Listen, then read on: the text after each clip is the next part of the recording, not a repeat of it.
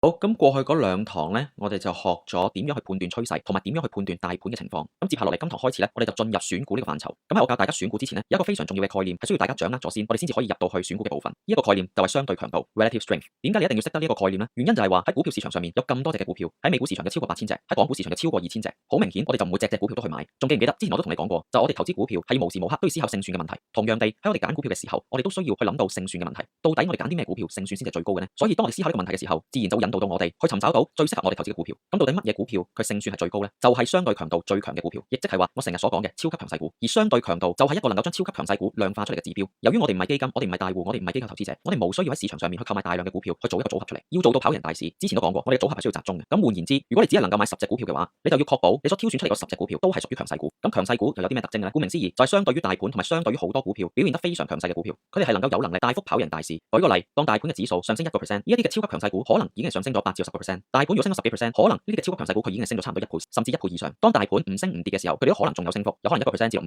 不等。而喺大市跌嘅時候，佢哋有機會逆市上升，或者佢哋唔升唔跌，又或者即使佢哋跌都好，佢哋嘅跌幅亦都係少於大市嘅跌幅。當一隻股票係有咁樣嘅表現嘅時候，我哋就可以將佢視為強勢股。而相對強度一個嘅指標就係將呢啲強勢股嚟到量化，等我哋有一個數字或者一條線就知道佢跑贏緊大市定跑輸緊大市。補充一點，一個相對強度 relative strength 咧，就並唔係大家成日聽到好多人用嘅 RSI 相對強弱指標。相對強度同埋相對強弱指標係兩件事嚟嘅，千祈唔好將佢哋混為一談。我自己個人咧可以唔睇好多嘅技術指標，譬如啲咩 MACD 啊、RSI 啊、OBV 啊等等，但係相對強度我就一定會睇。咁所以今堂咧，我哋就會學習點樣運用相對強度去揾出一啲強勢股嘅。好啦，咁我哋而家咧就睇下相對強度一個嘅指數，我哋係可以喺邊一啲嘅圖表網站嗰度去見到。咁第一咧，你就可以喺 Investors Business Daily，即係話 IBD 嘅產品嗰度咧，你可以揾到一個咧叫 RS Ranking 嘅。咁呢個指標咧就 IBD 嘅專利，佢嗰個計算咧係將市場上面所有股票捉咗一個排名，咁佢排名分數咧就由1分去到99分。如果一隻股票佢嘅 RS Ranking 係99嘅話咧，代表佢跑贏咗99%嘅股票，即係話佢係屬於最頂尖、最強勢嗰1% 嘅股票嘅群組裏邊嘅。咁 IBD 嘅產品暫時就只係涵蓋港股啦、美股啦同埋 A 股嘅。好啦，咁第二個網站咧就係 Stock Charts 啦，咁佢會有兩個功能。我呢度先講咗佢第一個嘅功能，就叫 SCTR。呢一個嘅指標咧就係 Stock Charts 係獨有嘅，一樣咧都係為股票嚟有評分。如果個 SCTR 係99點幾嘅話咧，換言之佢都表現最強勢嘅一類股票嚟嘅。咁同樣地個分數越低咧就表現得越弱勢。咁而 Stock Charts 咧就暫時咧就多數係睇美股嘅時候用嘅，或者加拿大股票都 OK。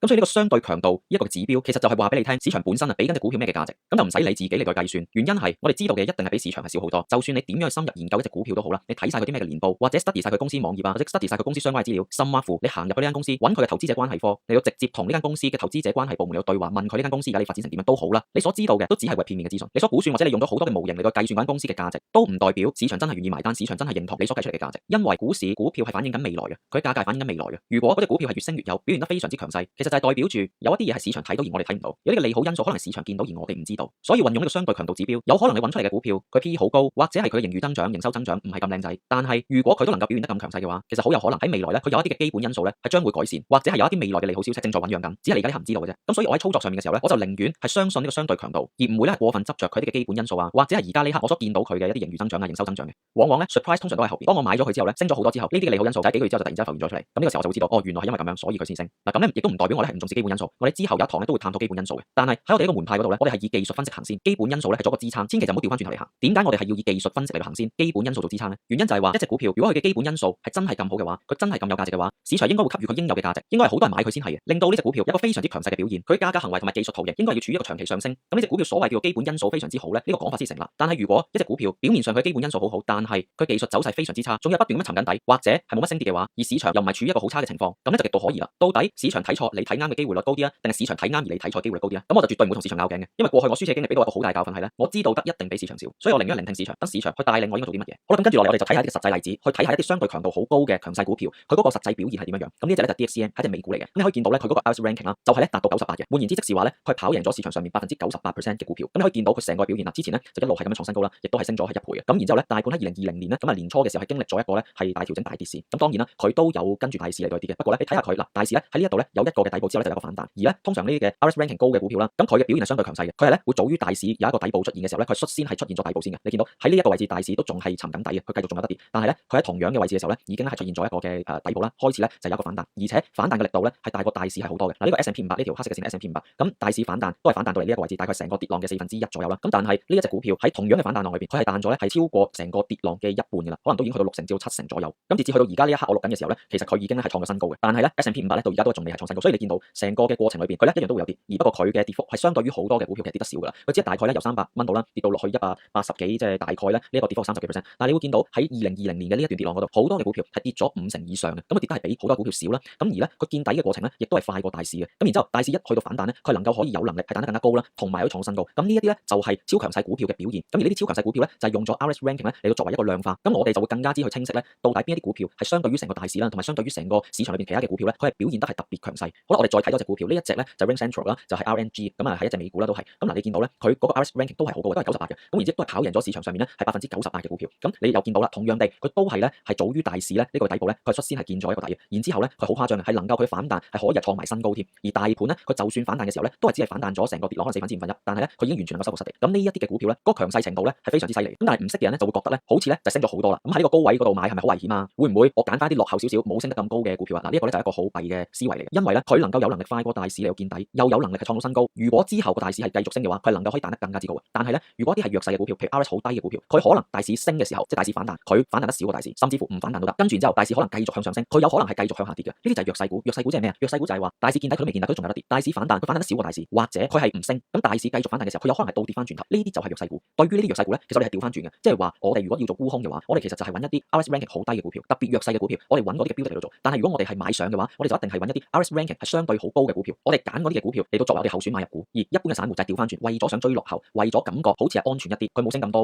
喎，可能我唔會落入高追喎。於是乎佢哋做咗個錯誤決定咧，就揀啲弱勢股嚟到追落後。咁結果咧強者恒強，弱者係恒弱嘅。好啦，咁呢一個咧就係 Market Smith 嗰個嘅功能啦，佢個 RS ranking 咧就係咁樣睇嘅。另外咧補充多一點咧，就係我哋除咗要睇佢嗰個 RS ranking 之外，即係話呢一個嘅讀數之外咧，我哋仲要睇埋就係佢嗰條嘅 RS 線，藍色呢條就係 RS 線。咁 RS 線係點樣睇啊？其實好簡單，如果 RS 線嘅趨勢向上，代表住佢係跑贏緊大市。咁我哋需要見到就係佢上升嘅時間係多於佢下跌嘅時間。有時候佢點解會下跌呢？一隻強勢股又點會係跑輸大市咧？點解咧？原因就係因為咧呢啲強勢股佢波幅可能相對係大少少嘅。譬如話大市咧，佢係呢一個嘅調整係跌咗30幾%，而佢咧呢一度咧呢個調整咧係跌咗大概40幾個%。咁換言之，佢嘅跌幅多過大市，所以條 RS 線就會向咗下。而不過唔代表咧佢個 RS ranking 咧係會低咗嘅。咁按照我觀察咧，佢就算喺呢一段嘅時間咧，呢隻嘅 RNG 咧，其實佢嗰個嘅 RS ranking 咧都係比較高嘅，都係有90以上嘅。咁所以喺大市跌嘅時候咧，我亦都會係去留意一啲 RS 高嘅股票，去監察住佢哋。咁而整體嚟講，你只要見到咧呢條 RS 線咧不斷向上，上升嘅時間多過下跌嘅時間咧，其實就已經係 OK 嘅。因為呢一個亦都係表明咗佢係不斷係跑贏大市。喺大市一旦上升嘅時候，佢升得多過大市好多，所以先至會維持呢條 RS 線咧係不斷向上同埋不斷咁樣創新高。所以我哋要睇呢個 RS 嘅話咧，除咗我會睇佢嗰個讀數之外，因為有可能有一啲嘅股票佢可能已經係見頂嘅時候，佢個 RS ranking 仲係徘徊喺90幾，但係咧有可能咧佢係條 RS 線咧開始已經一浪低於一浪啦。所以我哋如果兩邊都一齊睇嘅話，即係話條 RS 線佢向緊上，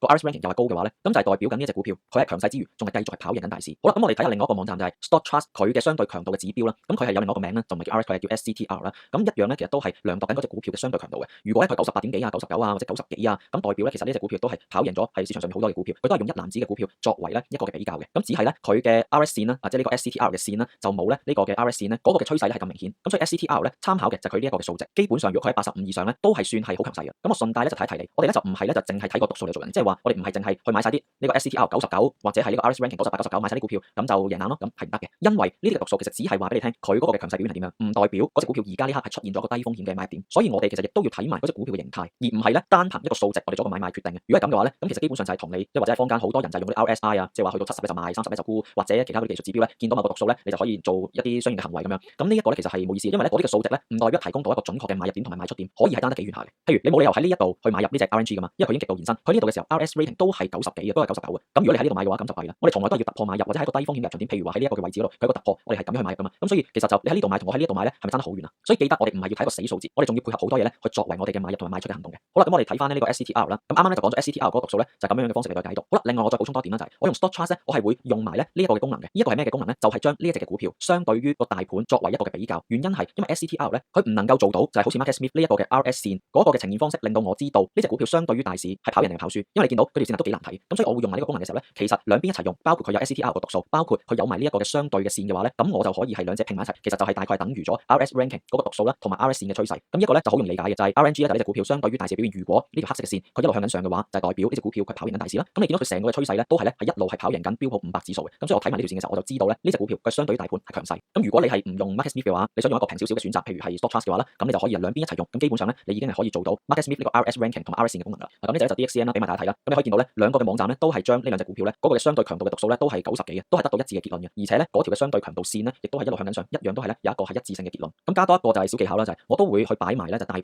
嗰條嘅線啦嚟到去對比翻嗰個股價圖，我成日都會咁樣睇嘅。原因就係咧我想去睇下就係呢隻股票對比起成個嘅大盤嘅走勢係點樣，令到我係更加之有一種嘅感覺咧呢隻股票係咪真係好強勢？譬如喺呢度你會見到大盤係咁樣走，但係呢隻 DXCM 咧其實已經做緊 VCP，相對於大市係強勢好多嘅。好啦，咁嚟緊咧我就會同大家講下咧 StockTrust 係點樣做一個設定，可以設定到咧你幅圖咧可以睇上去係咁樣樣，有晒呢一啲嘅指標咁樣啦。咁就好簡單單嘅。咁呢一個平均線就好容易啦，你只要揀翻咧就 SMA 啦，即係話簡單嘅移動平均線啦，咁你就已經係可以出到咧呢3條線出嚟㗎。而我係用咧20、50同埋200嘅。好啦，咁另外咧你就可以喺 indicators 呢一度咧去揀 price 啦。咁呢度你只要打咧就係嗰隻股票嘅名、冒號，跟住之後咧指數嘅代號喺 stock chart 裏邊，指數咧前面係會有個 dollar sign 嘅。咁你打咗一次之後，你下一次撳入另外一隻股票咧，佢就會自動轉㗎，你就唔使下下都校呢一個嘅設定嘅。咁咧你設定咗呢一個之後咧，你就會出現到呢一欄出嚟㗎啦，即是話呢隻股票相對於大市嗰條嘅 RS 線。咁第二咧，你咧喺 price 呢度咧 set 埋呢個標普500嘅話咧，咁標普500嗰條線咧就會喺你呢幅圖嘅上面出現咗啦。咁跟住你可以揀 SCTR line 啦，就係呢一個 SCTR 嘅讀數啦，咁佢就會出現咗下邊嘅。咁成個設定就咁嘅啫，好簡單。好啦，咁講咗股票嘅部分咧，咁嚟緊咧就會講下板塊嘅。我平時點去辨別呢一啲超強勢板塊嘅？因為如果你所揀出嚟嗰隻嘅股票，佢自己強勢之餘，而佢成個嘅板塊都係強勢嘅話咧，兩個引擎加埋一齊咧，佢係可以係升得好犀利嘅。所以我最希望見到就係我所揀出嚟嘅嗰隻強勢股，佢所處於嘅板塊，成個板塊都強勢，佢好多嘅姊妹股都一樣係表現得非常之亮麗。如果係咁咧，你就好大機會係揾到一啲可以升好多倍嘅股票。舉個例，2018至2020年咧，喺香港嚟講就係物業管理啦。咁你會發現成個嘅板塊其實都係不斷創新高，同埋裏邊有好多嘅股票其實都升咗幾倍。咁而美股又係點樣揾嘅咧？咁呢度咧又係 Market Smith 啦。咁其實 Market Smith 嘅功能咧都係幾強大。如果你係可以 afford 到嘅話咧，咁我都推薦咧你係用 Market Smith 呢一個嘅睇圖軟件，因為我就係每一日都用緊佢。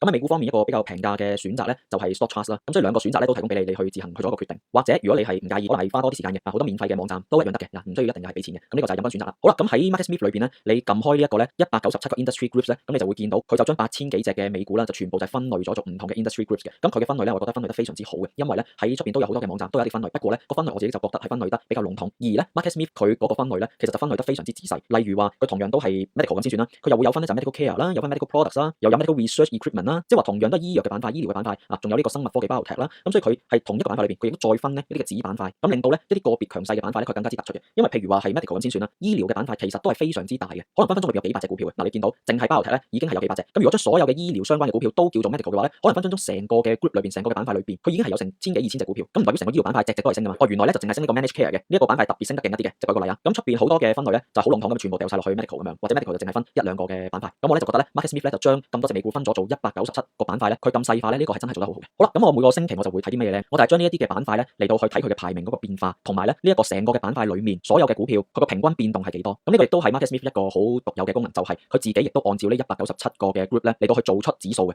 即係話譬如話呢個retail internet，咁佢將嗰啲嘅股票分咗做呢一類之後咧，佢會係按照呢一類嚟到去做出一個嘅指數。咁啊 total 佢有197隻指數，咁呢指數亦都係按照成個嘅 group 裏邊所有嘅股票啦，嗰個嘅即係當然佢有自己嘅計法啦，可能係啲平均值咁樣啦，就會做出指數出嚟。咁呢個亦都係 Market Smith 一個獨有。如果你要去揾相關嘅，你可能咧你又要揾一啲相關 ETF，但係嗰啲 ETF 咧佢嗰個裏邊嘅組成咧，有可能係會係好多嘢嘅，譬如一隻醫療嘅 ETF，佢裏邊有可能咧夾雜住幾個嘅醫療 group，咁所以又唔係比較純正。所以咧呢一個亦都係一個做得好嘅地方啦。咁我就會睇佢咧個排名，如果越排名得前嘅話，譬如呢度啦 industry group，咁我就會按照個排名。原來而家咧喺市場上面最勁嘅板塊就係呢個auto manufacturers。咁第二咧就係個 retail internet，咁我就會睇啦，我就會去喺排名前幾十啦，可能係20、30，咁我會睇下嗰啲名，令到自己對於某一啲嘅板塊咧有個心裏邊有個概念。咁當我平時睇股票嘅時候咧，如果某一啲嘅強勢股係喺呢啲板塊裏邊咧，咁我會特別去注意下嘅。除咗我去睇嗰個星期嘅排名之外咧，我亦都會去睇埋咧就係佢上一個禮拜嘅排名啦，佢3個月之前嘅排名咁樣嘅。因為有機會咧有一啲嘅板塊佢突然之間冒起，有一啲板塊佢可能強勢咗已經係一段幾長嘅時間。咁我喺呢一度我就會有一個概念，譬如話呢個板塊 retail internet 呢一個嘅板塊，原來3個月之前咧係好厚嘅，係基本上咧就係谷底咁滯。然之後咧佢又突然之間咧係咁樣不斷咁飆升上去，咁有可能就係呢個成個嘅板塊咧有一啲根本性嘅轉變，佢啱啱展開咗個升浪。咁如果係一啲已經係排名領先咗一段都幾長時間嘅板塊嘅話咧，嗱譬如呢一個啦，6個月之前呢個 mining，OK， 就6個月之前已經排名第1啦，3個月之前24，跟住上個禮拜咧就16，而家咧就15，咁都已經係強勢咗一段嘅時間。咁我大概心裏邊有個數咧，大概知道咧呢個成個板塊佢強勢咗幾耐。咁另外都會睇埋咧就係佢嗰年嘅變動嘅，譬如話而家我錄緊嘅時候啦，咁就嗰個大盤咧跌咗好多。但係咧如果呢啲板塊，譬如我用黃色框住咗板塊，佢基本上可能冇乜點跌嘅，甚至乎仲係正數嘅話，咁換言之即是話咧成個嘅板塊佢係領先大市，即係話大市跌咗咁多嘅時候，咁我喺 cap 呢張圖嘅時候咧，當時候嗰個大盤咧係跌咗好多嘅，跌咗超過20%嘅。咁而同一時間我 cap 呢張圖嘅時候咧，有一啲嘅類股啦，有一啲嘅板塊咧，佢係有一個正數嘅時候咧，咁我就會知道呢啲板塊非常非常之咁強勢，大盤跌咗咁多，但係佢仲有得升喎，係逆市上升喎，或者冇乜點樣跌喎。呢啲黃色框住嘅板塊係表現得相對於其他嘅板塊，雖然佢即係嗰個排名都前，但係相對於其他咧跌緊10幾%嘅板塊咧，呢啲嘅板塊就顯得咧一枝獨秀啦。咁而有時候咧，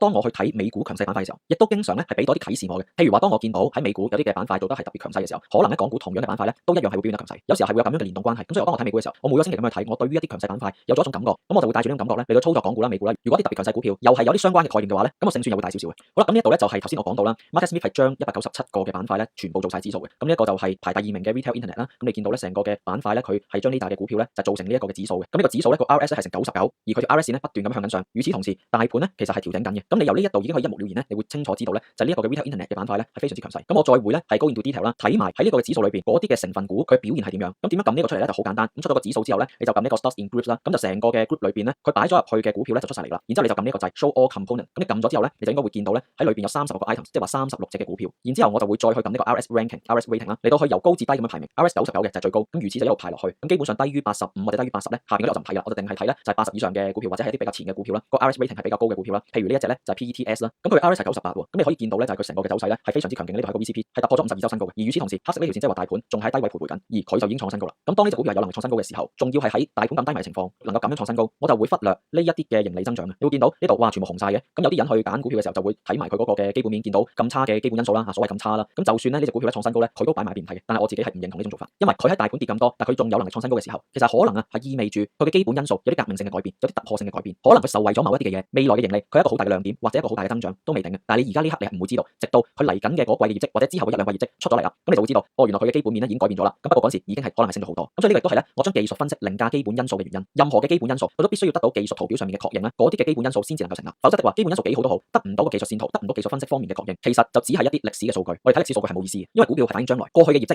唔代表佢將來嘅業績。但係技術線圖就冇得呃嘅，因為技術線圖所反映嘅係真實嘅購買力量同埋真實嘅賣出力量，佢能夠有能力創新高。換言之，買方嘅力量係完全超越咗買方嘅力量。好啦，咁呢度就係美股點樣去睇強勢板塊啦。咁而家嚟緊咧，我哋就會講下港股嘅。咁港股咧一樣都會有 Market Smith 嘅。咁而不過咧，港股嘅 Market Smith 就淨係手機嘅版本或者 iPad 嘅版本。咁而不過咧，港股嘅 Market Smith 嘅版本咧，佢嘅價格就係平過美股版就好多嘅。好啦，咁點樣去揾呢啲超強勢板塊咧？咁好簡單，你開咗嗰個 App 之後咧，你就撳選股呢一度，然之後咧喺篩選器嗰度咧，你就去撳相對強度評分咧係80以上嘅，即係你揀咗中啦或者強啦。然之後咧，你咧就再揀埋產業集群強度呢度，你就淨係撳咧強，咁你就會篩選到咧排名喺20之前嘅所有股票啦。咁如果你想範圍大啲嘅話，你可以揀埋中呢一度啦，咁你就可以揾到咧排名喺40或者之前嘅成紮嘅股票。呢一度嗰個意思就係話嗰個嘅產業群嘅排名喺197個板塊裏邊可以排第幾多。咁 Market Smith 嘅香港版咧，佢都將香港2000幾隻股票都分咗197個板塊。咁點解你要揀埋呢一個嘅相對強度評分咧？就係佢唔單止係將排名喺20之前或者40之前嘅板塊裏邊所有股票列晒出嚟之外，你揀埋呢兩個咧，就淨係篩選喺呢一紮板塊裏邊嗰個 RS 強度係80以上嘅一紮嘅股票。咁佢呢度有個行業排名，咁你都可以好清楚見到嗰隻股票處於嘅行業排名，而家呢刻係排第幾啦？越排得前就即係越強勢。咁都係嗰句啦，你唔係要揾一啲行業排名1，然之後相對強度99嘅股票就去買，唔係淨係咁睇一個死數字嘅。只要佢係屬於一個強勢板塊，佢嘅 RS 評分係高，咁你知道咗呢兩個資訊就已經足夠。然之後你就要逐隻股票逐一咁樣去睇佢嘅技術形態，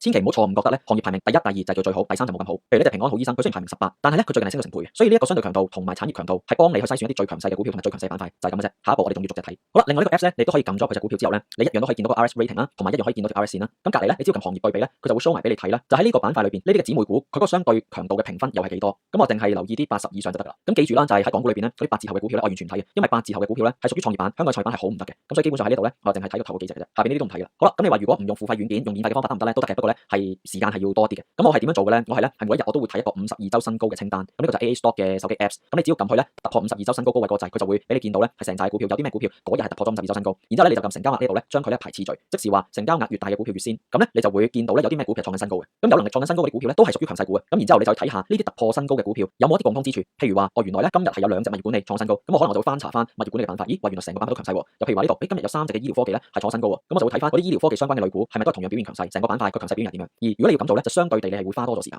同埋咧對於新手嚟講嘅話，亦都未必有咁容易嚟分辨到咧嗰啲股票係屬於邊個板塊，因為可能呢啲公司對於你嚟講都比較陌生。咁你要有能力去分辨到咧，你都需要喺股票市場可能都浸咗幾年啦，有啲股票名成日都睇到啊，你真係自己去睇嗰啲公司啊，咁你先至會對一啲公司嘅名咧，你先要敏感嘅。好啦，咁今堂咧暫時嚟到呢一度，咁有一個延伸嘅功課咧係俾你嘅，就係咧你去睇翻呢一條嘅片，點樣篩選強勢港股成個操作指南係點樣，裏面咧就好清晰咁教你點樣去揾到啲52周新高嘅強勢股票，同埋點樣係用香港版嘅 Market Smith 篩選強勢股票，咁啊一步一步手把手咁樣教住你去做。我哋下一堂再見。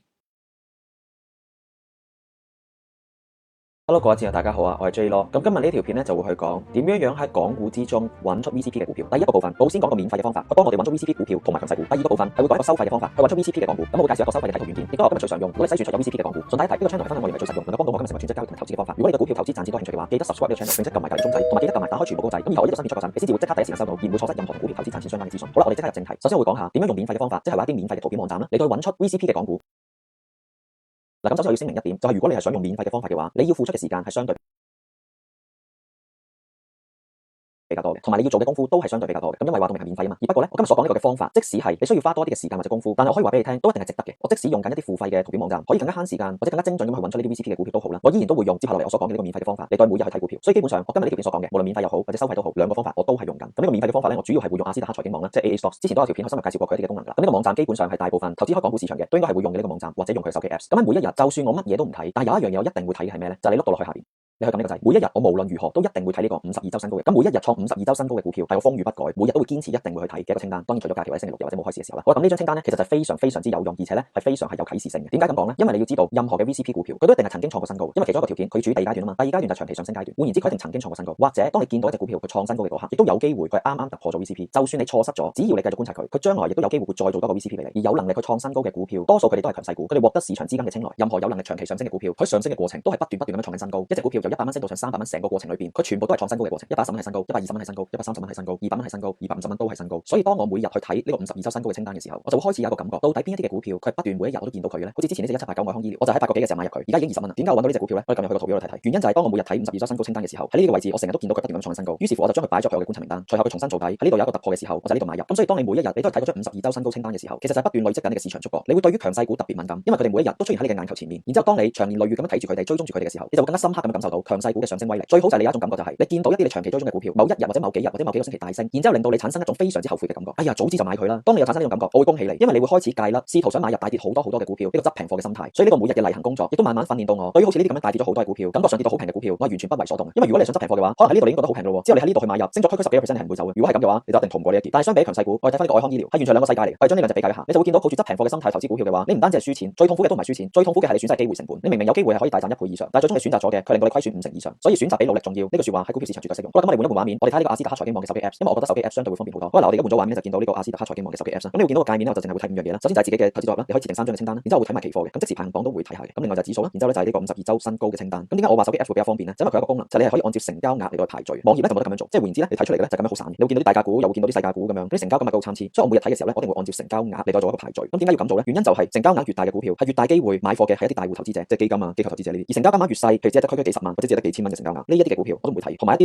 低於1蚊嘅股票，譬如呢隻2993，即使佢創3年新高，我都唔會睇。你睇今日升咗88%，而成交金額只係得165萬，係極度可疑。咁所以基本上呢張清單咧，越後嘅我都唔會睇啦。我睇嘅只係會喺上面。第一嗰個價格係比較高啦，譬如話至少都有700蚊啊，或者幾十蚊啊。第二就係個成交金額咧，至少都有幾千萬。咁當我咁樣排序嘅時候，我一眼望落去，我就會知道而家呢刻市場上面乜嘢股票最強勢，並且我亦都會對於而家呢刻市場上面最強勢嘅板塊更加之有感覺。譬如好簡單，而家呢刻市場仲係處於熊市，但係我會見到呢個畫面上面已經出現咗3隻同醫療相關嘅股票，包括就係第一隻1883平安好醫生啦，第二隻1789愛康醫療啦，第三隻下邊呢度2500啟明醫療啦。所以喺同一日裏邊有3隻嘅醫療股佢創咗新高，咁我之後就會特別關注醫療嘅板塊。又譬如話喺個畫面裏邊，另外一個板塊你會見到集體創新高嘅就係物業管理類股，譬如有碧桂園服務啦、中海物業、雅生活服務、永升生活服務。咁今日呢個板塊有4隻股票係創新高，呢個板塊其實已經強勢咗一段幾長嘅時間，我亦都喺早期嘅時候不斷加入呢個板塊裏邊嘅股票，而唔係呢一刻先見到，因為喺1年之前呢個板塊嘅股票已經每日不斷出現喺我嘅眼球前面。好啦，咁下一步就係我唔會即刻買入呢啲股票，不過我會將佢哋放喺我嘅觀察名單嗰度，因為有可能佢哋已經升得過急，呢個時候並冇理想嘅買入點。譬如我撳入去平安好醫生呢度啦，咁我會將佢咧放喺我嘅清單嗰度，然之後每一日我就會觀察我清單上面嘅股票佢哋嘅發展係點樣。以平安好醫生為例啦，而家呢刻你見到已經係好延伸啦，暫時呢刻未必係理想嘅買入時機，不過唔代表將來唔係。例如話我最先留意到呢隻股票嘅時候，其實就喺2019年嘅10月份，當時又同而家一樣，都係已經急升咗，並且係極度延伸。但我隨後一直觀察佢，直到佢去到12月份嘅時候，開始發展出 VCP 嘅形態，於是乎我就喺12月份陸續去買入，並且喺1月份接近最高點去沽出，短短唔夠1個月就獲利超過20%。有機會你好彩嘅話，你可能會撞到啱啱創新高嗰日就係突破 VCP 嘅嗰日，所以我都會建議大家去做以下呢個練習。首先你開幾張清單俾自己，然之後你每日喺52周新高清單裏邊去挑選一啲強勢嘅股票，然之後放入去你嘅清單，跟住每日去觀察佢。當你能夠持之以恆，每一日你都堅持去做呢個練習，快則3個月，慢則半年，你就會擁有一張強勢股清單。順帶一提，你嘅清單除咗加入股票之外，亦都不時要刪減股票，因為放咗入去觀察清單嘅，唔代表佢最終一定能夠發展成為長期上升股票。所以你就要將一啲只係曇花一現嘅股票，定期喺你嘅觀察名單清除，以免污染你嘅眼球。例如話，早前我就曾經將3700影下呢隻股票放咗入去，但係原來只係曇花一現，之後嘅走勢又翻返去長期下跌走勢，所以我就要將呢隻股票去刪除。好啦，免費嘅方法講到嚟呢一度，下一個部分我哋睇下收費嘅方法。好，咁以下落嚟我會講下我係用咩嘅收費工具去篩選港股嘅 VCP 股票。咁呢個付費軟件我係比較推薦嘅，佢就係香港版嘅 MarketSmith。推薦嘅原因係因為佢將香港嘅股票可以喺呢個軟件裏邊睇到每一隻港股嘅 RS 讀數。咁如果你有睇到我之前嘅片，你都知道篩選 VCP 股票其中一個重要嘅原則係我哋要揾 RS 80以上嘅股票。而且呢個軟件另外一個好處係佢收費相對於比美國版嘅 MarketSmith 係平好多。美國版嘅 MarketSmith 要大概150蚊美金一個月，但係香港版嘅 MarketSmith 佢就只係233蚊港幣一個月，咁個價錢係平咗好多嘅。而不過我都要同大家講一講佢嘅唔好處，就係香港版嘅 MarketSmith 只係支援手機嘅 app 或者係 iPad 嘅 app，佢係唔能夠喺網頁上面睇到嘅。所以用慣咗喺電腦上面睇圖表嘅我，用喺手機或者 iPad 上嚟就有啲唔係好習慣，亦都覺得唔係好方便。不過呢一樣嘢係解決到嘅，只係麻煩少少。當篩選完成咗之後，我就會用電腦去睇翻佢哋嘅股票，一樣都可以做到同樣嘅效果。咁一陣間我會再順帶講一講佢嘅功能，而值唔值得付費去訂閱，呢個就見仁見智啦。對我嚟講，時間係我最寶貴嘅嘢，所以任何可以慳到我嘅時間同埋實用嘅工具，我都唔會吝嗇去買。就算我用佢1年只係揀到一隻嘅股票，賺到嘅錢分分鐘足夠我訂閱佢10年以上。而相對於其他港股嘅付費軟件，譬如 AA Stock 啊或者富途證券嘅付費篩選功能，佢都係相對平嘅。好啦，咁我哋即刻睇下佢有咩功能。咁首先就係你可以睇到港股或者係 A 股嘅行情，咁都係 MarketSmith 嘅分析師寫嘅。咁當日嘅漲幅榜啊、跌幅榜啊，有啲乜嘢嘅板塊係表現強勢，咁你都可以見到。有時候喺呢一啲嘅表現強勢嘅板塊裏邊，都幫到我哋去揾到一啲嘅靈感。咁呢樣嘢都比較基本嘢啦。咁大細盤然呢一度，佢亦都會有好似 Leaderboard 啊或者 Swing Trader Bloomberg 都會提供嘅有關大市嘅趨勢信號。咁對於新手嚟講都可以攞到一啲嘅方向，而我就通常唔睇嘅，因為當你建立咗你自己嘅 market sense 之後，你自己都可以判斷得到。好啦，咁關於個別股票，咁佢就會比一般嘅軟件嘅資訊多咗好多，因為呢個係 IBD 嘅產品，所以一啲經典嘅 Canseling 評分啦、RS 評分啦、行業排名啦等等呢啲 IBD 獨有嘅專利，你都可以喺港股上面睇得到。咁每一季嘅盈利同埋營收嘅按季增長，呢一啲同美國版嘅 MarketSmith 一樣都可以睇得到。好啦，咁我哋睇下選股。咁喺選股嗰度，佢亦都有一個幾唔錯嘅功能，就係佢會幫你選埋，按照佢設定咗嘅篩選準則，佢會幫你揾到33隻 MarketSmith 認為強勢嘅股票。咁以我嘅使用經驗嚟講，佢揀出嚟嘅股票其實都唔差嘅。咁喺呢33隻裏邊，其實會有好多都係我用翻我嘅篩選方法，同樣可以篩選出嚟嘅股票，所以準程度都算唔錯。不過佢就只係揀咗33隻嘅股票，咁我認為都仲有唔少嘅漏網之魚，佢係冇揀出嚟俾大家。咁所以接下落嚟，我會用我自己篩選準則量化選股，你都可以自行篩選。咁首先撳新建篩選器，我哋求其俾個名佢。好啦，咁我哋新建咗個篩選器之後，我哋撳呢個漏斗，咁佢就會有一啲嘅選擇出嚟。咁我喺呢度要補充一點，相對於美國版嘅 MarketSmith，佢嘅篩選選項相對就顯得遜色好多啦。例如話佢就冇咗50天線啊、200天線啊、150天線啊等等呢啲嘅篩選選項，同埋關於 RS 嘅讀數啊，呢啲嘅數值佢都係定製咗俾你，咁就比較死板，冇得自己去輸入。咁但係總嘅嚟講，香港嘅股票相對於美國嘅股票係少好多嘅。美國有8000隻以上嘅股票，而香港只係2000幾隻，咁所以勉強都仲可以接受。好啦，咁我哋睇下呢一度，我哋揀香港啦，然之後我哋揀全市場，跟住你會見到而家係有2800幾隻嘅股票，之後就睇你想篩選多啲股票出嚟，定係範圍收窄一啲。咁呢一刻我先篩選多啲嘅股票出嚟先，所以我喺相對強度評分嗰度，我就會揀強同埋中，即是話篩選出 RS 至少需要係80以上嘅股票。好啦，然之後我要排除一啲市值非常之細嘅企業，因為特別喺香港嘅市場，如果市值少過20億嘅話，有比較多都係一啲質素好低嘅股票，佢哋好多時都係財技股啊、莊家股啊呢啲嘅公司，始終喺香港嘅上市質量同喺美國嘅上市質量係唔同，所以至少我會揀晒大中細，而排除咗微型企業。進一步我哋而家得翻252隻嘅股票。好啦，咁我哋下一步就排除一啲冇乜成交量嘅股票。咁如果你想範圍大一啲，你就揀50日成交均量係多過2.5萬股。咁進一步我哋就得翻152隻嘅股票。好啦，跟住下一步就係我哋篩走一啲佢離最高位跌咗好多嘅股票。咁所以我會響與最高價差比嗰度係揀呢3個。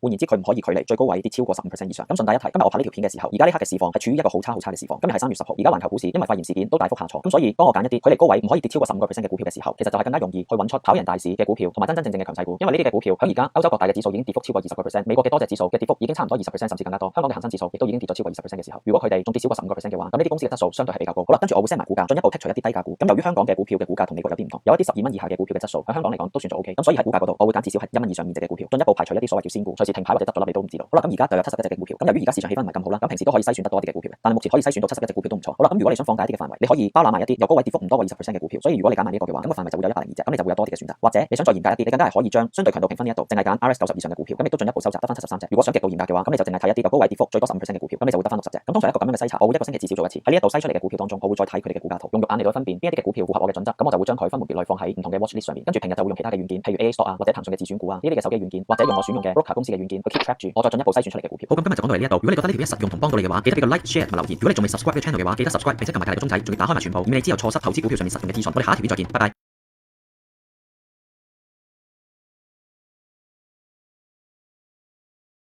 咁你會發現咧，我將選股咧係分咗兩個嘅部分。第一個部分就係上一堂我哋係講到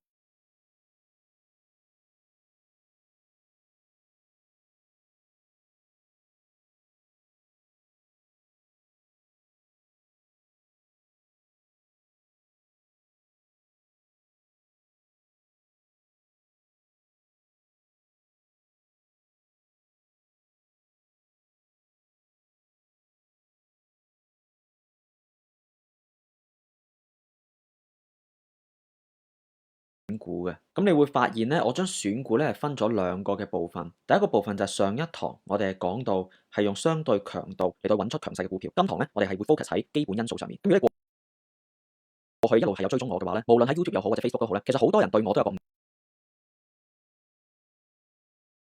解，就係我係唔睇基本因素。而事實上咧，我哋呢個門派咧，其實唔係唔睇基本因素，只係我哋所睇基本因素嘅角度，同埋我哋點樣睇基本因素，都係同出邊咧係唔同。我唔知道你對於基本因素個理解係啲乜嘢？好多人咧就對於基本因素個理解就係去睇佢嘅市盈率啦，去睇佢嘅市賬率啦，即係所謂 PE、PB 啊、PEG 啊，或者係打開佢張 balance sheet 啊，然之後睇下咧就係佢嗰啲嘅資產負債表，或者係裏邊年報上面嘅一啲嘅數字，甚或乎咧睇埋佢啲派息啊，等等等等，好多種五花八門嘅方法。嗱，呢啲種種嘅睇基本因素啊，或者係基本分析方法咧，我過去咧其實係全部都學過晒，亦都係有非常之深入嘅研究。咁但係你問我去到今日我嘅操作仲係咪會睇呢啲咧？我可以話俾你聽，我完全就唔係嘅，因為呢啲嘅基本分析嘅方法，其實係存在住好多大量嘅盲點，亦都係中間咧牽涉到好多係主觀嘅估算。咁係咪代表我哋唔使睇基本因素咧？咁又唔係嘅，因為一間公司佢能夠長期上升嘅話咧，佢必然係需要不斷咁樣俾到市場有啲驚喜，即係話佢盈利能力咧係不斷咁樣上升緊。換言之咧，佢都係必須要係一間有得成長嘅公司，市場先至會不斷咁樣提升佢嘅估值。而個吊詭嘅問題就嚟啦，就係如果我哋係用一啲好傳統嘅基本分析嘅方法嚟再分析呢一啲嘅成長公司嘅話咧，咁好多時咧都會分析錯嘅。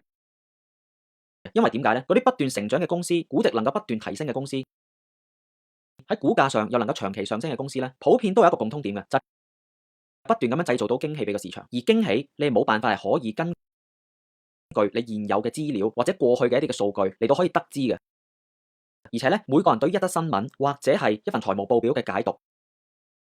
都可以有個唔同。有可能同一份材料 A 君咧就覺得好有價值，B 君咧就覺得一般，C 君咧就覺得冇價值。所以為免落入呢啲基本因素嘅陷阱裏邊咧，我哋嘅門派咧就係用技術分析去先行。任何所謂有好嘅基本因素嘅公司，都必須要得到佢喺技術圖表上面嘅確認，至少佢都係喺第二階段，係一個長期上升階段。咁樣佢嘅所謂叫好嘅基本因素，先至能夠得以確立，站得住腳。如果嗰隻股票喺技術上走勢欠佳，再好嘅基本因素，其實都只不過係一廂情願嘅諗法。咁我哋今堂咧就會講解一啲最有效分析基本因素嘅方法，同埋真正吸引機構投資者，即係話所謂嘅大戶佢入場去買嗰隻股票嘅最重要因素。咁你經歷咗呢堂咧，你就唔使俾嗰啲五花八門嘅所謂基本分析嘅新聞啊、評論啊嚟到干擾你嘅判斷，好似公說公有理，婆說婆有理咁樣。好啦，首先我哋必須要知道嘅係一間公司個盈利周期係點樣樣。咁頭先都講過啦，一啲能夠可以長期上升嘅股票，佢都係一個成長股嚟嘅。咁所以呢個亦都係點解我淨係要專注交易一啲高速成長嘅股票，而一啲高速成長嘅股票咧，往往都係超級強勢股嚟嘅。同埋咧，當一間公司佢處於高速成長階段嘅時候，往往咧佢都係處於第二階段。好簡單，你淨係用常理去諗一諗，過去嗰10年有啲乜嘢係長期上升嘅公司，或者係升咗10倍甚至100倍嘅公司咧，都係一啲具有高速成長能力嘅公司嚟嘅。譬如香港就有騰訊啦，美國就有 Amazon 啦，或者係 Netflix 啦。所以我哋對一間公司個成長周期、盈利周期咧，都需要有一個大概了解，從而係可以增加我哋喺選股上面個敏感度嘅。咁通常咧，如果隻股票長期橫行啊，或者淨係有波幅冇升幅喺度浮浮沉沉咧，嗰啲嘅公司一般都會被視為咧話好有價值嘅公司嚟嘅。佢市盈率可能好低啦，派息係唔錯啦，或者市賬率係好低啦，有一個好大嘅折讓啦，係咪好有價值咧？咁但係呢啲價值股咧，往往都冇得大升嘅。就算有得升，其實都係咧係因為個大市升，佢哋跟翻個大市嚟到升嘅啫。而亦都多數情況之下咧，佢係跑輸大市嘅，即係話譬如大市升咗20%，可能佢只係升18%，然之後去到大市跌嘅時候咧，大市跌10%，可能佢哋又跌咗15%。咁呢啲所謂叫價值股咧，咁啊出邊好多人中意嘅，貪佢平啦。但係咧，如果你投資呢啲所謂嘅價值股咧，其實就好多陷阱。點解啲人會買個價值股咧？就係因為佢貪佢平啊嘛，貪佢嘅價值係高於而家嘅價格，期望咧就以一個低廉嘅價格係可以買到啲好高價值嘅股票，然之後將來咧價值浮現嘅時候咧，咪賺到錢啦。但係往往呢啲嘅價值股咧，如果你睇得多我嘅片嘅話咧，你就會知道咧，通常佢哋都係喺長期下跌階段，或者咧係跌咗好多嘅。好啦，當啲人去買入呢啲所謂嘅價值股嘅時候，個買入原因係咩啊？貪佢平啊嘛。咁然之後當佢再跌得多啲嘅時候，佢再更加平多啲嘅時候，咁會唔會沽出隻股票咧？喺個心理上咧係唔會沽出呢啲股票嘅，因為點解？你當初買嘅原因係因為佢平，而家再跌咗更加多，佢價值係咪更加之好似更加高啊？咁佢就更加之平啦。咁你可能係因為咁樣咧就買多啲喎。如果你買多啲嘅話咧，咁就弊啦，你就落入咗一個向下攤平嘅陷阱裏邊，不斷去撈底，不斷去撈底，結果就越撈越底。就算你唔撈底，你都唔捨得沽出嘅，原因係你好擔心咧沽出咗之後咧佢就會上升啊嘛。因為你買嗰刻你覺得佢平，跌咗好多，你覺得佢更平，你喺呢刻去沽出，如果佢一升嘅話，你就會同自己講：哎呀，我都話佢抵㗎啦，我唔應該賣佢嘅。如果下一次你係用同樣嘅心態嚟到再買下一隻公司嘅話咧，你一樣都會落入翻呢個循環裏邊。而如果下一次冇咁好彩，佢唔升咧，佢仲可以繼續一路跌咧，咁你就大麻煩。好啦，咁幾時呢啲嘅價值股咧，佢係會開始上升翻咧？就係喺佢有一個正面嘅盈起嘅時候，即係話佢係突然之間咧超出市場所預料，突然之間係一個好好嘅盈利增長。咁由於咧過去一路以嚟市場啊都係覺得呢間公司麻麻地，冇乜盈利增長嘅動力，忽然就有咗個正面嘅盈起，可能有一季佢嗰個盈利增長好好啦，或者連續有一兩季咧都有一個超出市場預料嗰個盈利增長，咁嘅時候咧就可以推升股價。原因就係呢個時候市場可能會憧憬佢之後嘅基本因素咧係會越做越好，越嚟越改善。咁但係如果淨係得個別一兩季嘅正面盈起咧，亦都唔足夠嘅。如果之後佢做唔到嘅話咧，佢一樣會跌翻落去。而能夠令到佢繼續持續推升嘅咧，就必須要係一啲又再令市場有所驚喜嘅一啲新模式。有機會佢推出咗啲新嘅產品，或者佢突然之間某一種產品因為可能係市場嘅改變、潮流嘅改變，突然之間係令到佢嘅產品或者服務個銷量咧係大幅提升咗。譬如話騰訊咧就喺2012年、11年左右啦，就推出微信。咁微信咧有一個好新嘅嘢嚟嘅，唔單止咧係好似 QQ 啊，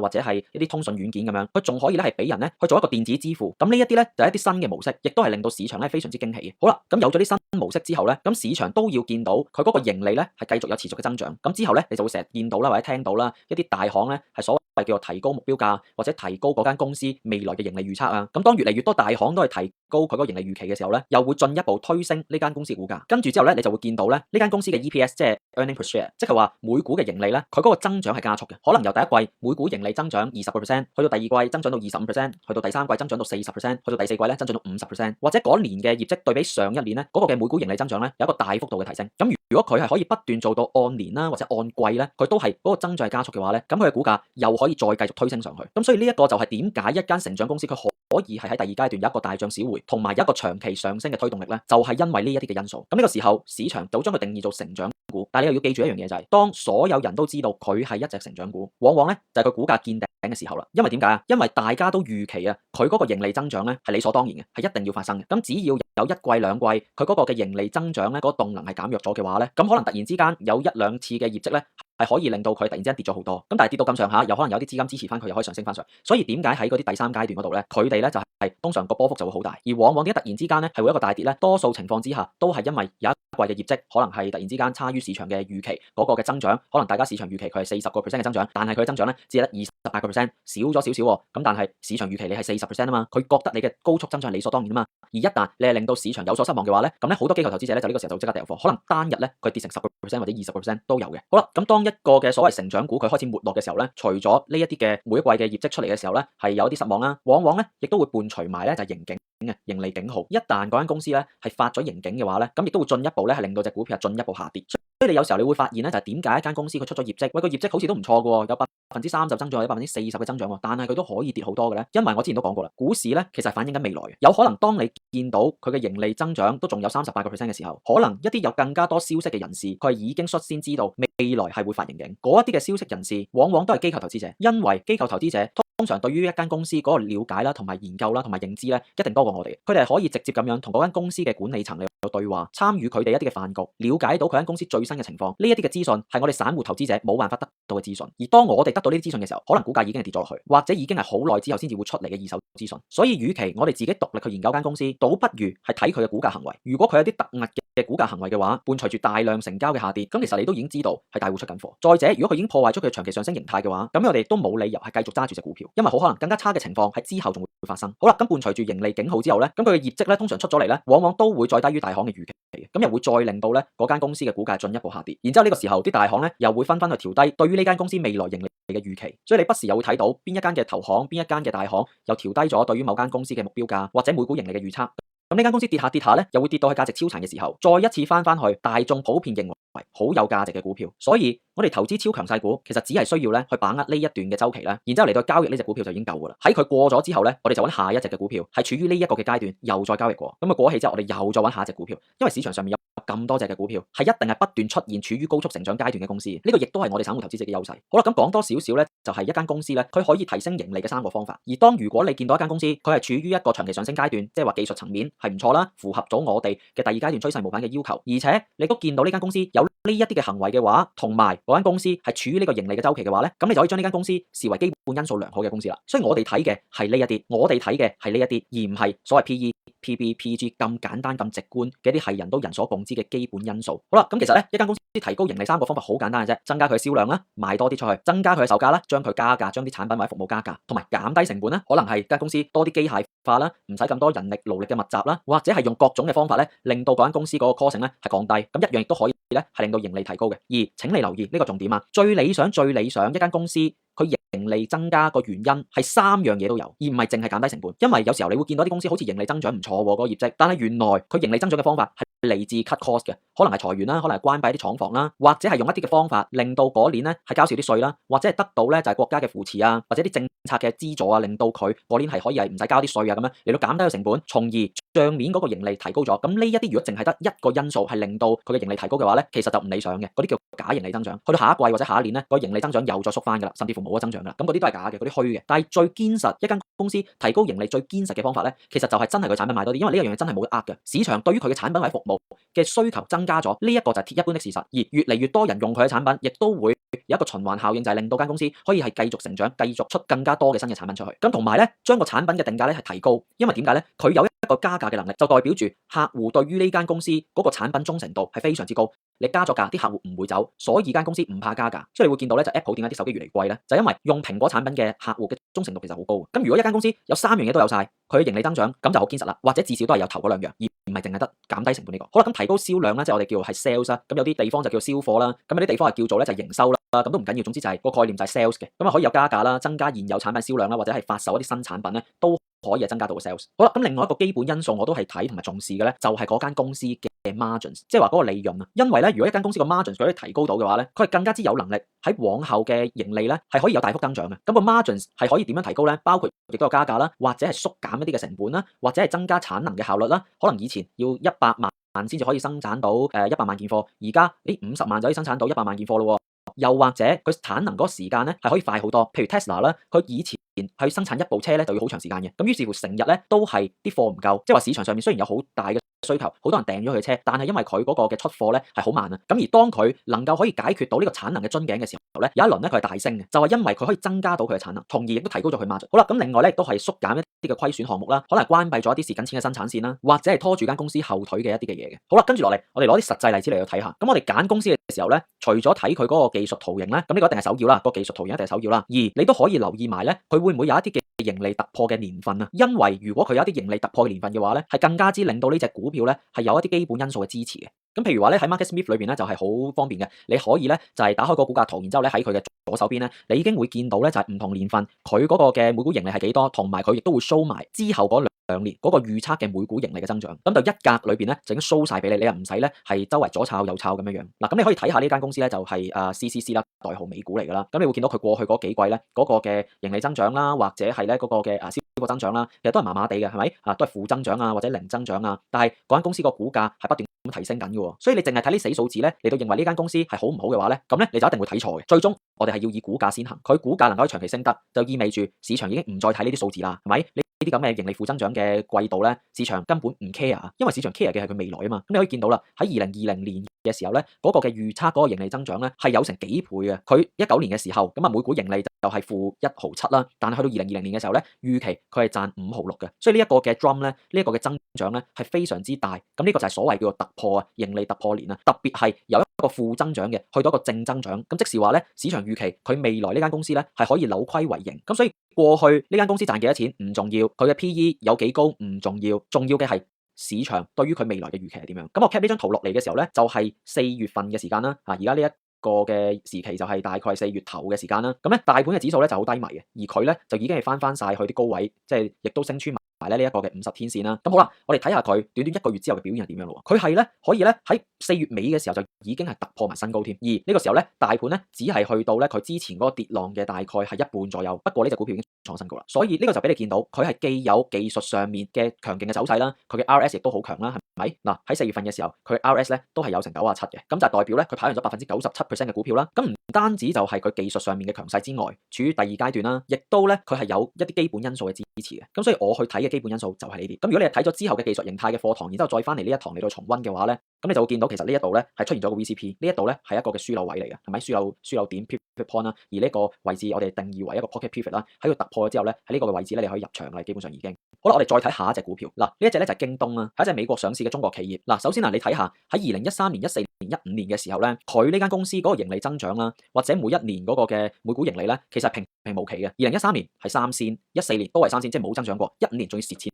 添。所以嗱，你見到呢一度係16年年中，佢之前咧係一個嘅下跌嘅走勢嚟嘅，一路係跌到去16年嘅年中嘅。咁佢幾時係重新上升咧？就係咧當佢2016年嘅時候有一個盈利突破年份。咁呢個就唔係預測啦，因為已經係過咗去啦。咁但係咧，你如果係翻去時光倒流，翻去2016年嘅時候咧，可能咧你喺呢度嘅時候已經會見到咧有一啲嘅市場嘅預期係佢喺呢一年咧係會大賺錢。咁而真實地咧係驗證咗咧，佢2016年嘅時候係賺成1毫半嘅。換言之係上一年或者之前嘅係幾倍嘅突破。咁所以你會見到啊，由2016年嘅年中開始咧，佢就展開咗個大升浪，由大約18蚊，最多係升到上差唔多50蚊嘅。咁而嗰個嘅盈利增長咧，你見到每一季呢度係增長咗800%，即係8倍啦。然之後呢一季咧就增咗400%啦、171%啦、750%啦。咁呢度咧係直到係去到係2017年嘅。咁你見到啊，2017年咧嗰個盈利嗰個增長咧，亦都係多於2016年咧，又係多咗幾倍。所以呢1-2年咧係一個突破年，亦都支持到佢嘅股價咧係大升。咁但係佢幾時見頂咧？都係喺2017年喎。嗱，所以你見唔見到咧？股價係有前瞻性嘅，股票市場係反映緊未來。喺2017年嘅業績公佈嘅時候，當日係應該幾時啊？當日應該係去到2018年，係咪？咁但係佢去到2017年嘅9月，2017年嘅年尾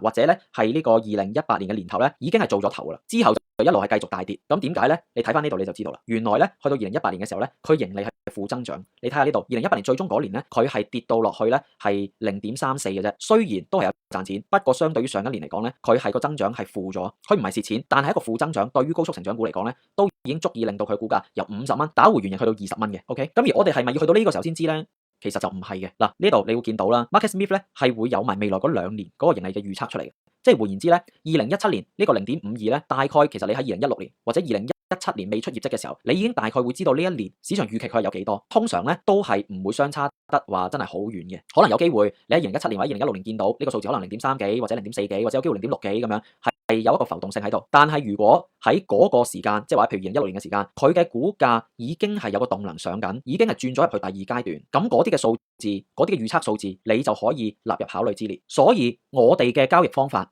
我哋呢個門派唔係睇咗業績出咗嚟之後，原來好好喎，我哋就去買。我哋係由技術圖表行先嘅，佢技術圖表 OK，咁我哋就會去買，然之後再睇埋佢嘅盈利增長數字，睇埋佢有冇啲突破年，喂都 OK 喎，咁我哋信心就再大啲，而唔好本末倒置。譬如喺呢一度好明顯入場位就應該喺呢個位置，啱唔啱？咁我哋喺技術形態，尤其是 VCP 嗰課我哋已經講咗啦，咁呢度係一個突破，或者呢個位置係一個突破，我哋應該喺呢一個位置嗰度買入。買嘅時候你可以立一立嗰個盈利增長，你可以立一立嗰一個嘅未來1年會唔會一個突破年份，或者未來1年嗰個增長定正常？如果正常嘅話，我哋大啲信心咁解嘅啫。基本因素係支持我哋對技術分析嘅睇法，但係唔係一個主因，技術分析先至係主因。否則的話咧，你就會好似呢一季咁樣，2017年嘅12月啦，發布咗呢個業績咧，見到盈利增長咗360%，高於前一季好多喎。咁然之後你喺呢度咧，以為咧呢隻股票就會大升特升啦，但係冇諗過，其實已經咧去到尾聲啦，因為之後嗰季係一個零增長嘅一季，但係佢之後嘅下跌並唔係因為呢一季出咗負48%，或者呢季出咗負50%，個原因係喺呢一季嘅時候，雖然佢係有個0%嘅增長，即係冇增長啦，但係市場預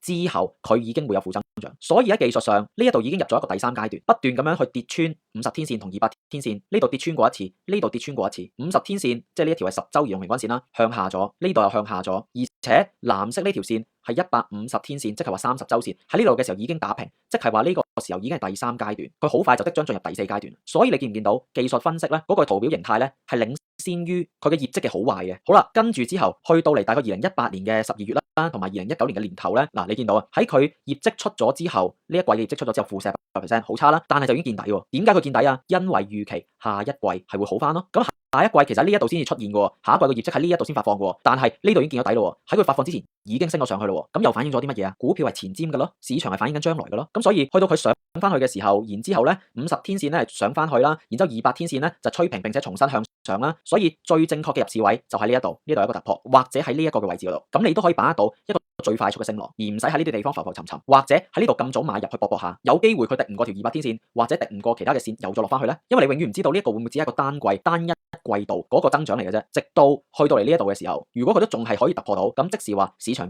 預期之後咧嗰個增長咧都係市場所接受到，同埋市場覺得係好嘅。嗱，咁你呢度你又可以見到啦，佢點解會回升翻咧？就係因為佢嘅盈利增長咧又係再有突破啦。喺2019年嘅時候咧，由2018年嘅0.34咧係突破到去1.02，咁所以呢個又係一個3倍接近3倍嗰個增長，3倍嘅突破。咁通過呢一個嘅例子咧，其實可以俾你見到咧，就係你所接觸到嘅所謂叫公司業績啦，佢基本一啲嘅數字啦，其實全部都係滯後，全部都係遲晒嘅。但係好多人就淨係去睇呢啲數字，所以佢哋多數都喺股票市場上面輸錢。而我哋唔同嘅係，我哋係以技術先行，咁我哋就可以係俾市場帶領住我哋行。好啦，咁呢度咧學多一樣嘢咯，就係咧去預期嗰啲嘅盈利預期會唔會再有提高空間？嗱，因為一開始都講過啦，如果嗰隻股票係不斷帶俾市場驚喜嘅話，例如話市場預期咗你會賺咁多錢，然之後佢突然之間出咗個盈喜，或者佢出咗嘅最終業績咧係打破咗市場嘅預期，咁咧又會促使啲大行咧係紛紛提高佢目標價，推動到佢股票係繼續上升。咁我哋點樣去分析呢一樣嘢咧？就係嗱，譬如呢就係 Zoom 啦，就係咧你見到佢2021年嗰個預期咧係賺0.45嘅，咁但係2020年嘅第一季咧，佢已經係賺咗0.15啦。咁意味住啲咩咧？就係如果佢之後落嚟嘅嗰4季平均都係0.15嘅話，咁佢嗰年就應該賺0.6嘅咯。如果賺0.6嘅話，咁就已經高於咧，就係市場預期佢只係賺0.45。所以如果你見到佢下一季，譬如當啦下一季佢賺0.2嘅話，咁咧佢打破呢個大行預期咧，個機會咧又會越嚟越高啦。一旦真係向呢個方向發展嘅話咧，亦都係有助隻股票嘅價格繼續升高嘅。好啦，咁我哋啱啱就講咗啲按年增長啦。咁另外一樣嘢咧，我哋睇嘅基本因素咧，就係佢有冇季度增長加速。嗱，呢個咧就唔係必須嘅。不過如果佢係有一個加速嘅情況嘅話咧，而佢喺技術上又係處於第二階段，甚至出現咗買入點嘅話咧，咁又係令到我哋更加之可以有信心嘅股票可以係升好多。咩叫做季度增長加速咧？就係佢一季嘅增長一季比一季咁樣加速。譬如話呢度2017年嘅12月31號呢一季咧，佢個盈利嘅增長就係42%，下一季咧就47%，再下一季咧就48%，再下一季咧就107%，再下一季咧就130%。咁你見到每一季都係加速緊嘅。咁呢個每季盈利增長嘅加速咧，你見到咧，亦都係幫助股價咧係大幅推升嘅。咁你補充一點咧，就係有啲股票咧，佢未必係有盈利嘅，有機會佢一間嘅科技公司，或者咧佢可能係一間嘅生物科技公司。呢啲公司咧冇盈利係接受得到嘅。如果佢冇盈利嘅話咧，我哋就去睇佢營收，即係佢 revenue 嘅增長。如果佢嘅 revenue 嘅增長咧一樣都係加速緊，咁亦都係代表緊佢嗰個市場份額係越嚟越大。咁呢個一樣都係可以接受嘅。所以如果佢有盈利增長，我哋就睇盈利增長；佢冇盈利增長，我哋就睇營收增長。當然最理想就係盈利增長，佢按季又加速，連續2-3季不斷增長啦，又或者連續2-3季營收同步增長，咁呢個最好嘅。而咧呢個唔係必須啊，講多次呢個唔係必須啊，有嘅話咧又係加分。嗱，舉個例啦，就係呢個京東咧，又係我攞翻京東為例啦。咁你見到佢喺2019年嘅時候咧，佢嗰個嘅盈利增長係加速緊嘅，由40%去到200%，去到560%呢幾季。咁跟住之後咧，你就睇下佢之後嘅股價表現啦，係咧一支箭咁就衝咗上去。咁你再睇埋佢銷貨增長，由13%加速到19%，加速到24%。如果一間公司佢可以有連續2至3季嗰個營收增長，或者係每股盈利增長嘅話咧，其實係一啲好好嘅徵兆嚟。佢未必需要每一季都係不斷，第4季又可以再高於前一季，第5季又再高於前一季，呢個比較困難。只要佢嗰個技術圖形喺技術上面咧，佢可以支持到佢繼續上升嘅話咧，咁其實就 OK。好啦，咁我哋再睇多一間公司嘅例子啦。呢一個咧就係中通快遞啦。嗱，咁你見到喺呢一度嘅時候咧，佢嗰個嘅每季盈利增長咧，又係已經加速咗幾季啊，由-11%去到正6%，去到正9%，去到正26%，去到正79%。咁呢啲嘅加速咧，亦都幫助股價咧係維持住一個長期上升嘅形態。好啦，咁呢個咧就俾你見到咧，就係業績出咗之後咧，唔代表嗰刻就即刻咧係將所有嘅因素反映喺價格嘅，即係話咧，我哋係唔認同市場有效論嘅，因為你見到好多時候，我哋會見到啲好高速成長嘅公司咧，喺佢公佈咗業績之後，即使嗰一日係大升咗，但係往後嘅走勢咧，依然係仲有一個叫做後續漂移，佢仲係可以繼續大升。咁呢隻咧就係 Lululemon 啦，係一個賣瑜伽衫嘅公司啦。所以如果佢盈利出咗之後，佢大升咗，千祈唔好以為咧就機會就冇咗，其實佢係仲會有下一個入場機會俾你。嗱，譬如喺呢一度，佢就算係盈利出咗之後啦，然之後咧一個裂口啦大升啦，跟住之後呢一度咧都做翻一個咧係 pocket pivot 俾你嘅，係咪？咁往後買入點嗰堂咧，你咧都學到啦。咁喺呢一度一個 pocket pivot 嘅突破喺呢一刻，其實就係一個機會，就係你嘅入場點嚟。又或者喺呢一度呢個又係一個盈利裂口啦，上升咗之後喺呢一度又係一個嘅係 pivot 嘅位置，俾你係喺呢一度突破一刻入場，或者喺呢度突破一刻入場。所以我哋可以係留意住一啲基本因素好好嘅公司，然之後喺佢出現咗一啲嘅技術上面嘅機會俾我哋，技術上面嘅買入點嘅時候咧，我哋就去介入呢啲公司，一樣啊都可以享受到個強勁嘅股價增長。好，我哋睇多個例子啦，呢一間公司咧 Scalar 啦 CS， 咁咧係一間咧就係網絡安全嘅公司啦。咁呢一個位咧就係我嘅買入點啦，呢一度咧就係一個 VCP 形態，然之後做咗一個嘅 pivot 出嚟，然之後突破呢個嘅樞紐點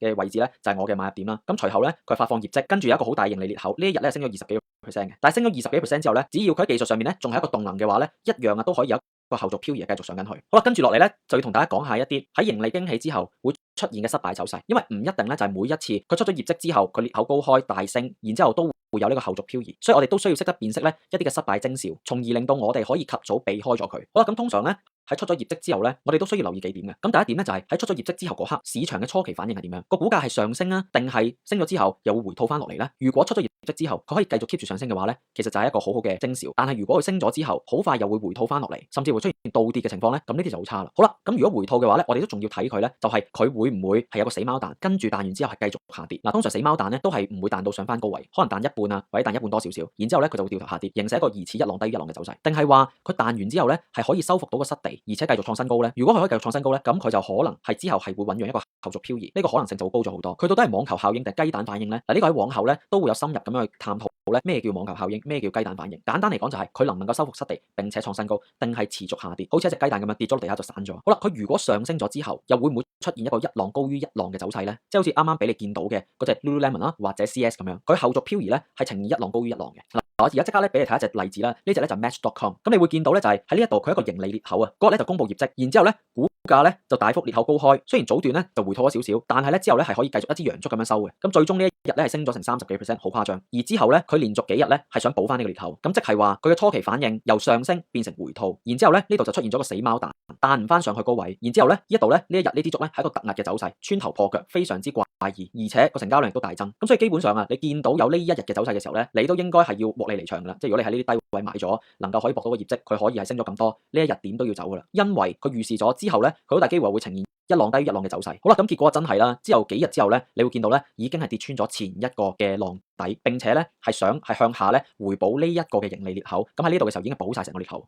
咁呢個係極度唔樂觀嘅一個走勢嚟嘅，因為如果有一個上升裂口可以回補咗嘅話咧，咁都比較多情況會失敗。最理想情況就好似啱啱嗰隻 Lululemon 咁樣，有兩個嘅上升裂口，但係唔補嘅，完全唔補裂口咧，呢啲就係好啦。咁股價亦都有機會咧繼續上升，一去不回頭嘅。咁但係如果佢補咗嘅話咧，而且仲要係死貓彈，然之後一浪低於一浪，咁呢啲咧基本上都可以話俾你聽咧，呢個股票好難升得翻上去。咁咧呢個所謂嘅盈利驚喜啦，之後咧其實完全無以為繼。咁呢個時候你千祈就唔好問點解，喂佢明明個業績唔錯嘅喎，明明咧就係市場咧喺第一日嘅時候咧係 buy in 佢嘅喎，因為你永遠唔知道喺第一日過後佢發生咗啲乜嘢，可能喺之後嘅呢啲日子裏邊咧，有一啲嘅知情人士知道呢間公司往後會有一啲唔好嘅消息會走出嚟，或者有啲知情人士知道可能係間公司調低咗之後嘅盈利預測啦，或者佢嘅業務係出現咗一啲嘅變化啦。咁等你知道呢啲消息，覺得佢開始唔好嘅時候，你先沽貨咧，可能已經太遲啦，有機會分分鐘佢啲股價已經跌咗好多啦。所以我哋一定要尊重市場，當市場俾到啲信號你嘅時候咧，你就走咗去啦。你唔好問點解，唔好睇住你所見到嘅嗰啲財務報表或者業績出咗之後嗰啲嘅大行報告啊、分析師嘅評論啊，以市場佢嘅走勢為你嘅指引。好啦，所以咧有幾個重要原則，希望你呢一堂係學到嘅。